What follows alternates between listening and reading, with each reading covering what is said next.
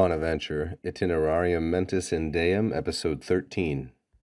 Igitur ad gemitum orationis per Christum crucifixum, per quies sanguinem purgamur a sordibus vitiordrum, primum quidem lectordrum in vito, ne forte credat quod sibi sufficiat lectio sine unctione, speculatio sine devotione, investigatio sine admiratione, circumspectio sine exultatione, industria sine pietate, scientia sine caritate, intelligentia sine humilitate, studium obsque divina gratia, speculum obsque sapientia divinitas inspirata.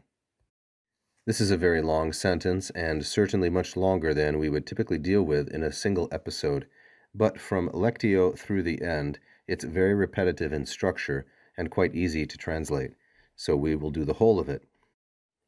Therefore, in response to the groan of prayer, a groan through Christ crucified, through whose blood we are cleansed from the filth of our vices, indeed, in the first place, primum quidem, I invite the reader, invito lectorem, in order that he not believe, ne forte credat, lest perchance, or in order that he not believe, that it suffices for him, or it is sufficient for him, and then the subject of sufficiat is each one of these things all the way through the end, lest he think that reading without inspiration, speculation or mental activity without true piety, research without worship, circumspectio, which we could take as perhaps introspection without praise, hard work without righteousness or piety, knowledge without love, intelligence or understanding without humility, zeal without obsque divine grace, speculum insight without wisdom that is divinely inspired, lest he think that all of these things are sufficient for him, sibi sufficiat. So that's a rough translation. Let's look more closely at the grammar.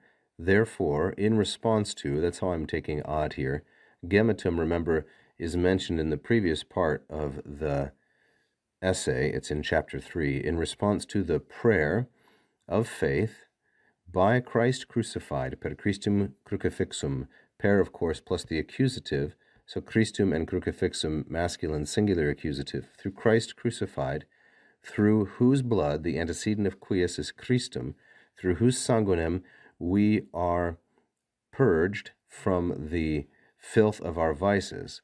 Now, we could take per here as meaning by, as in when we say, I swear by such and such, or I implore you by such and such. So I think that's probably how Bonaventure means it. Therefore, in response to the groaning of prayer, by Christ crucified, by his blood, through which we are cleansed, etc., I call upon, or I invite the reader, I urge the reader first, so reader is lectorem, I indeed, quidem, that's a particle here that's asseverative, it's a strong form of yes. I indeed urge the reader, first of all, not to do something, that he not perhaps believe, ne forte credat, that all of these things are adequate for him, sufficiat. So sufficiat is a third singular, present, subjunctive, active. Now, when we have a compound subject, and this is certainly a compound subject, it's a very long compound subject, we can have a plural verb, or the author, if he wishes, from convenience or to show the unity of the ideas, he can make the subject, he can make the number of the verb singular. So to repeat, we have a compound subject. All these words, lectio, are nominative, speculatio, investigatio, circumspectio, industria, scientia, intelligentia, studium, speculum. These are all nominatives. They are the compound subject of sufficiat. He can, if he wants to, make the verb singular, and that's what he has done. Again, the reasons for this are either convenience or to stress the unity of the ideas that are being discussed, and that's what I think is the case here. So I invite him, invito, by Christ crucified, through whose blood we are cleansed, etc. I invite him not to think, perhaps, that all of these things are adequate for him, namely, a reading a speculation, research, circumspectio, etc.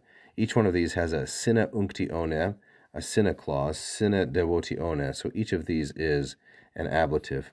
And of course, this style here is deliberately repetitive.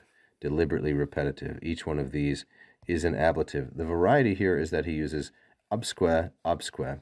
And these are synonyms for sine, and they also take the ablative. So zeal, apart from divine grace, and speculum, perhaps insight, apart from a wisdom that is inspired, so a sapientia inspirata, and then divinitus is an adverb, a wisdom that is divinely inspired. Thank you for watching. If you enjoyed the lesson, please press the like button. Don't forget to subscribe and leave a comment.